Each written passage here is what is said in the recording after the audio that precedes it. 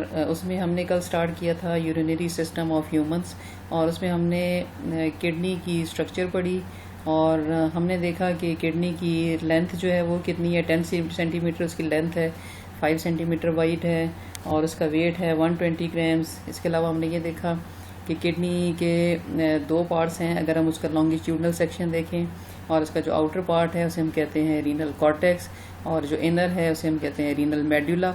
और जो renal medulla है उसमें कोन शेप्ड एरियाज़ हैं बहुत से, जिन्हें हम कहते हैं रीनल पिरामिड्स। और ये जो रीनल पिरामिड्स हैं they are made up of small cone shaped areas in which there are several small tube like structures which are known as nephrons। तो आज हम इसकी आगे डिटेल देखेंगे। अब हम देखेंगे कि किडनी जो है वो किस तरीके से फंक्शन करती है। तो जो फंक्शनल यूनिट ऑफ किडनी है दैट इज़ कॉल्ड नेफ्रॉन। तो हर जो किडनी है, जो भी मैंने आपको बताया, उसके जो कोन शेप्ड एरियाज़ होते हैं किडनी के, उनमें तकरीबन टोटली सब मिला के तकरीबन 1 मिलियन नेफ्रॉन्स जो हैं वो प्रेजेंट होते हैं इन ईच किडनी। अब हम देखेंगे कि किडनी की स्ट्रक्चर क्या है, कैसे फंक्शन करती है। तो अगर हम नेफ्रॉन को देखें, नेफ्रॉन के जो हैं वो दो पार्ट्स हैं। पहला जो पोर्शन है उसे हम कहते हैं, ये पहला पार्ट उसका वो है रीनल कार्पसल, और दूसरा है रीनल ट्यूब्यूल। रीनल ट्यूब्यूल जो है वो तो आपको नाम से पता चल रहा है कि वो ट्यूब लाइक स्ट्रक्चर होती है, लेकिन जो फर्स्ट पार्ट है रीनल कार्पसल उसमें कोई ट्यूब नहीं होती। और रीनल कार्पसल जो है इसका जो फर्स्ट पार्ट है it is further divided into 2 parts. First जो है वो कहलाता है ग्लोमेरुलस और दूसरा है बोमेन्स कैप्सूल। ग्लोमेरुलस जो है वो क्या चीज़ है, it is a tuft of capillaries, यानी ये गुच्छा सा होता है बहुत सारी कैपिलरीज का। और अभी मैं इसको आपको इसकी डायग्राम भी दिखाती हूँ। और दूसरा है बोमेन्स कैप्सूल, ये कप लाइक स्ट्रक्चर होती है जिसके अंदर जो है वो ग्लोमेरुलस प्रेजेंट होता है। जी स्टूडेंट्स, ये देखें आप यहाँ पे आप कि ये जो चीज़ है ये वाली, ये है इसका कप शेप्ड स्ट्रक्चर जिसे हम कहते हैं बोमेन्स कैप्सूल। और इस बोमेन्स कैप्सूल के अंदर यहाँ पे ग्लोमेरुलस जो है यानी गुच्छा कैपिलरीज का वो प्रेजेंट होता है। अब ये कैपिलरीज कहाँ से आ रही हैं, पहले एक आर्टरी जो है वो एंटर होती है यहाँ से, और उसके बाद ये यहाँ पे आके डिवाइड हो जाती है इनटू स्मॉल आर्टीरियोल्स। आर्टीरियोल्स जो है ये आगे जाके फिर चेंज हो जाती हैं इनटू ग्लोमेरुलस। और फिर ये जो है अब यहाँ पे ये ख़त्म नहीं हो जाती बल्कि यहाँ से ये दोबारा बाहर निकलती है और फिर इधर से होती हुई ये कवर कर लेती है ट्यूब लाइक स्ट्रक्चर को, जो इसका सेकंड पार्ट है नेफ्रॉन का। और आप देख रहे हैं फिर इस आर्टरी ने पूरे नेफ्रॉन को कवर किया हुआ है, और उसके बाद ये सारा अपना फंक्शन परफॉर्म करने के बाद ये यहाँ से बाहर निकल जाती है। तो ये इसका फर्स्ट पार्ट हो गया जिसे हम कहते हैं रीनल कार्पसल।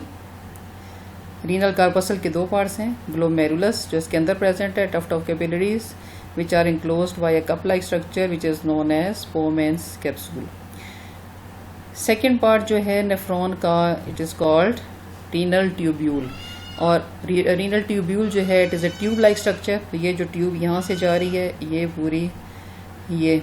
ये पूरी जो ट्यूब है इसको हम कहते हैं रीनल ट्यूब्यूल। तो ये स्टार्ट कहाँ से होती है, जहाँ पे बोमेन्स कैप्सूल एंड होता है, यहाँ से होती हुई है। और ये देखें आप, ये इसमें बहुत सारे बल हैं ताकि ये छोटी सी जगह में ज़्यादा सी आ जाए। और ये इसका जो फर्स्ट पार्ट है इसको कहते हैं प्रॉक्सिमल ट्यूब्यूल।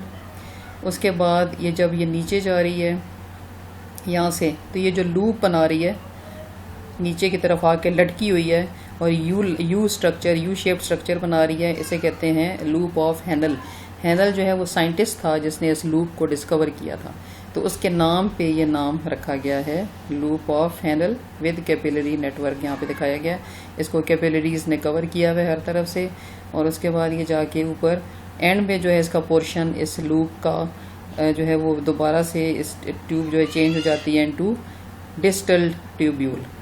तो ये जो डिस्टल ट्यूब्यूल्स हैं ये बहुत सारे नेफ्रॉन की, यहाँ पे तो एक नज़र आ रही है, तो बहुत सी नेफ्रॉन्स की जो हैं वो आके एक बड़ी ट्यूब में, इस ट्यूब में खुल रही हैं, और इस ट्यूब को कहते हैं कलेक्टिंग डक्ट।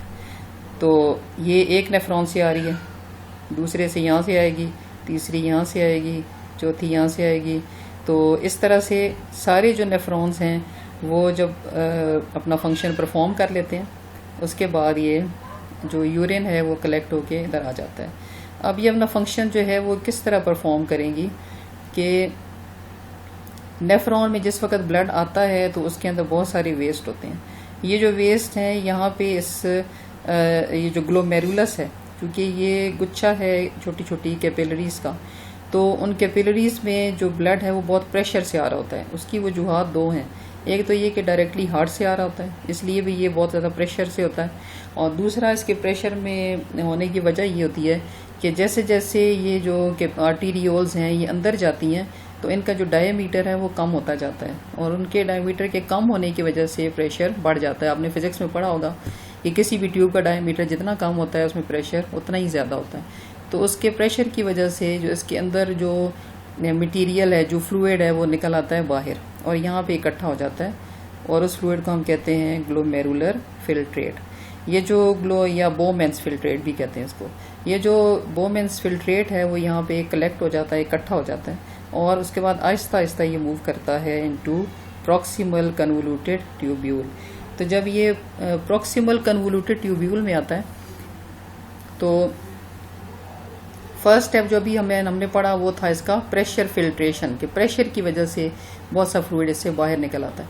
अब सेकंड स्टेप में क्या होगा कि जब ये फ्लूइड बाहर निकला तो इसमें बहुत सारी ऐसी चीज़ें भी हैं कि जो फ़ायदेमंद हैं, इसलिए अब किडनी उन फ़ायदेमंद चीज़ों को ज़्यादा से ज़्यादा रीअब्सॉर्ब करेगी, और अगर पानी की कमी हो तो वाटर भी ज़्यादा रीअब्सॉर्ब होगा, और अगर पानी ज़्यादा होगा तो कम से कम रीअब्सॉर्ब होगा। इसके अलावा सॉल्ट्स और बेशुमार और फ़ायदेमंद चीज़ें जो हैं वो रीअब्सॉर्ब होती रहती हैं। तो फर्स्ट स्टेप इसका कहलाता है प्रेशर फिल्ट्रेशन। सेकंड स्टेप है इसका सिलेक्टिव रीअब्सॉर्प्शन, यानी किडनी जो है वो सिलेक्ट करती है कि उसने कौन कौन सी चीज़ों को रीअब्सॉर्ब करना है, और फिर वो आहिस्ता आहिस्ता उसको रीअब्सॉर्ब करती जाती है। तो जिस वक्त यहाँ से प्रॉक्सिमल कन्वोल्यूटेड ट्यूब से ये आ रहा होता है फ्लूइड नीचे, तो इसमें जो है वो ग्लूकोज जो है वो रीअब्सॉर्ब होती है। उसके बाद सॉल्ट्स जो हैं वो एब्जॉर्ब होती हैं बाय एक्टिव ट्रांसपोर्ट, यानी एनर्जी को यूटिलाइज करके सॉल्ट्स को ब्लड में रीअब्जॉर्ब किया जाता है। और जैसे ही सॉल्ट जो है वो ब्लड में जाएगा तो आपको पता है पानी खुद ब खुद ऑस्मोसिस के थ्रू पीछे पीछे आता है। जो भी सोल्यूशन हाइपरटोनिक हो, पानी खुद ब खुद उसके अंदर एंटर हो जाता है, तो इसलिए पानी को एब्जॉर्ब करने की ज़रूरत नहीं है। उसके बाद जो है ये मैं बता रही हूँ आपको यहाँ पे, तो यहाँ पे जो है वो दो चीज़ें एब्जॉर्ब हुई हैं, एक तो ग्लूकोज और दूसरे सॉल्ट। उसके बाद आ जाती है ये जो लूप ऑफ हैंडल है, इसके भी दो पार्ट्स हैं, एक है डिसेंडिंग जो नीचे जा रही है, एक है असेंडिंग जो ऊपर को जा रही है। तो जो डिसेंडिंग लूप ऑफ हैंडल है उसमें वाटर रीअब्सॉर्ब होता है यहाँ पे, जो असेंडिंग है उसमें सॉल्ट्स रीअब्सॉर्ब होते हैं, और उसके बाद जो लास्ट पार्ट है इसका यानी डिस्टल ट्यूब्यूल है, इसमें सॉल्ट और वाटर दोनों रीअब्सॉर्ब होते हैं। तो ये इसका सेकंड प्रोसेस कंप्लीट हो गया। उसके बाद जो लास्ट पोर्शन होता है उसमें ये होता है कि जो ट्यूब्यूल्स जो है, जो ट्यूब्यूल है रीनल ट्यूब्यूल, ये भी अब इसमें अपना फंक्शन परफॉर्म करती है। तो पहले तो बहुत सारी चीज़ें ब्लड ने रीअब्सॉर्ब की हैं। अब ब्लड जो है, जो चीज़ें उसके अंदर जो वेस्ट बच गए थे वो अब दोबारा से वो दे देगा ट्यूब्यूल के अंदर। इसे हम कहते हैं ट्यूब्यूलर सिक्रीशन। तो ये इसका थर्ड और लास्ट पोर्शन है, मतलब पहले जो रीअब्सॉर्प्शन